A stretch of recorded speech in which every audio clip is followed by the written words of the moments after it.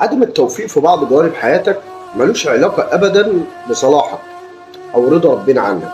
عادي جدا بنشوف شخص غير صالح الدنيا تمام معاه جدا وأبواب الرزق مفتوحة قدامه، وبنشوف الصالح اللي بيعافر عشان يجيب بس قوت يوم والدنيا تحس إنها مقفلة في وشه. عدم التوفيق اللي احنا بنشوفه أو بنقابله مش مقياس طول ما احنا بنقيسه على مستوى دنيوي.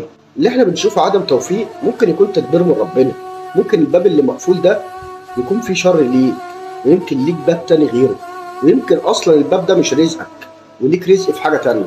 اللي احنا بنشوفه عدم توفيق ربنا بيختبر رضاك وصبرك، يمكن مقابل الابتلاء ده جايزة كبيرة أوي مش شرط تاخدها في الدنيا. عدم التوفيق مش عقاب لينا، احنا مشكلتنا إننا بنبقى فاكرين إن في حاجات معينة بنحبها في الدنيا المفروض تكون لينا عافية يعني، نبقى عايزين نجبر القدر إنها تتحقق، بنبقى فاكرين إننا نستحق كل حاجة بنتمناها وبنحلم بيها، بس الحقيقة إننا مأمورين بالسعي فقط بدون